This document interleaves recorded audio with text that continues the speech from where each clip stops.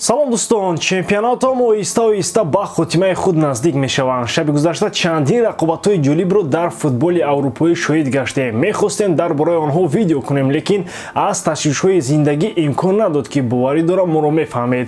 Дер ҳам шуда бошад, мухлисони Манчестер Ситиро табрик гуфта ба Арсенал аҳсан мегӯем, ки хеле рақобати арзанда нишон доданд. Артета бо бачаҳои ёши худ ҳатман дар оянда чемпион мешаванд. Акнун бошад ба хабарҳои трансферӣ мегузарем. Бар иваз як лайки шумо албатта. Дӯстон, топ-5 чемпионатҳои аврупоӣ дар охири мавсим беҳад дар ҷӯшу хуруш аст ва моро рақобатҳои ҳалкунанда интизор мебошанд. Барселона ҳамчун қаҳрамон ба меҳмонӣ Валидолид меравад. Брайтон қаҳрамони Англия Манчестер Ситиро пешвоз мегирад. Реал қувваи худро бо Райо Великано месанҷад. А финалисти Лигаи Чемпионҳо ва финалисти Лигаи Конференсия бо ҳам дар Италия во мехӯранд. Чӣ гуна сюрпризҳо моро дастҳо тайёр карданд. Тамошои ҳамаи рақобатҳоро бо сарпарасти видеои мо ширкати 1x бозам ҷолибтар кунед. Дар он ҷо регистратсияи осон, пур кардани маблағ аз тамоми гӯшаву канори дунё, вале аз ҳам муҳим бонус то ҳаҷми $100 дар аввалин пардохт бо промокоди AMG 0777 ссилкаи бозӣ дар комментарияи ин видео. Аммо бародарон, донед ки он ҷо ҷои пулкоркунӣ ҳамавақта нест. Бозӣ кунед, вале одат накунед.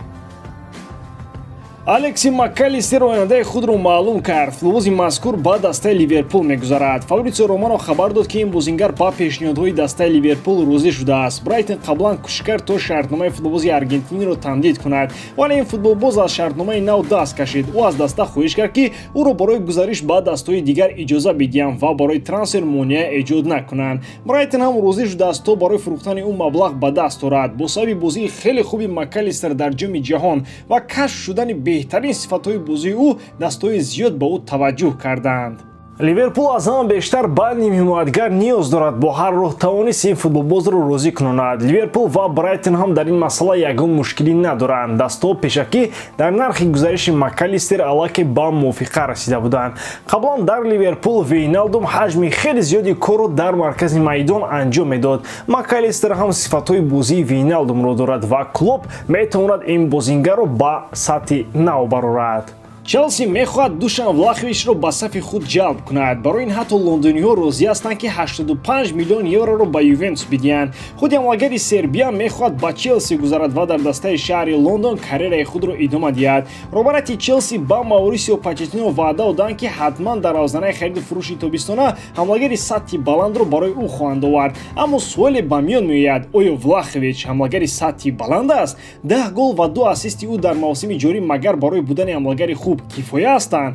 Агар ба бозии Душан дар Ювентус таваҷҷӯҳ кунем, пас менеҷери тим бояд Влаховичро дар қутии тӯҳфаҳо баста ба Лондон фиристонад. Бо чунин нархи калон боз кадом даста метавонад Влаховичро бигирад? Акнун ки имконият аст, бояд амалагари 23 сола фурӯхта шавад. Як умили дигаре ки бояд Влаховичро ҷавоб диҳанд, ин Макс Алегри аст. Тибқи хабарҳо, роҳбарияти Юве намехоҳанд Алегриро аз кор ҷавоб диҳанд. Барои ин кӯли бозингарони ҷавон барои наҷоти карьераи худ беҳтараш ба дастҳои дигар раванд. Ба Алегри агентони озоди 35-соларо орам ва ӯ бо онҳо бозӣ кунад. Метавон Видалро баргардонанду аз Хедирову дигарон хоҳиш кард ки то ба футбол баргарданд. Дастаи Наполи то ҳол ҷоизаи чемпионати Италияро ба даст нагирифта, сару садоҳо атрофи ин тим ва рафтани Спалеттиу дигарон зиёд шудаанд. Сармураббии даста Лучано Спалетти аз имзои шартномаи нав даст кашид. Қарордоди кунунии ин мутахассис тобистони соли оянда ба анҷом мерасад. Ӯ метавонад ҳамин тобистон аз сафи даста равад. Мушкили асосӣ дар муносибати бад миёни ӯ президенти даста Де Лаурентис мебошад. Ба Спалетти ин чиз хуш наомадааст ки президент тариқи почта ба мураббӣ дар бораи ба таври автоматӣ тамдид кардани шартнома бо ӯ хабар додааст. Ба андешаи Спалетти чунин мавзӯъ бояд танҳо дар суҳбати рӯбарӯ ҳал шаванд ва дар онҳо ояндаи даста баррасӣ гардад. Ин кори як паёмак нест. Спалетти андеша дорад ки гап дар сари пул намеравад, балки сари он ки бояд Де Лаурентис аз чорчӯбаи одамгарӣ ва ҳурмату эҳтиром намебаромад. Де Лаурентис акнун гуноҳи худро фаҳмида мехоҳад бо Спалетти муносибатҳои хуб намояд ва аммо то ҳамин лаҳза дар ин масъала пешравиҳо дида намешаванд. Ғайр аз Спалетти чанд бозингари дастаи шаҳри Неапл ҳам метавонанд аз Наполи раванд. Ким Минҷи ва Осимхен дар навбати аввал ҳастанд. Топҳо аллакай ба сари онҳо омадаанд.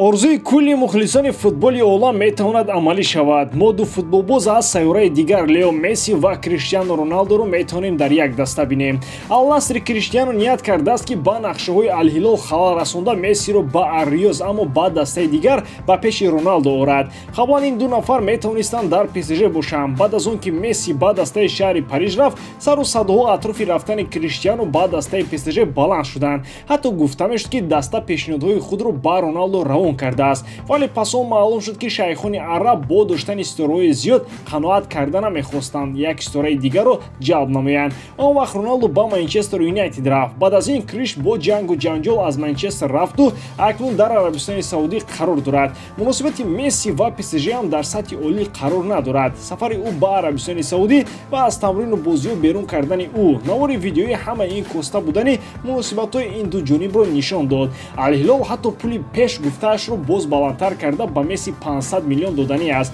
аммо ин футболбоз метавонад маъз Ал-Насрро интихоб кунад.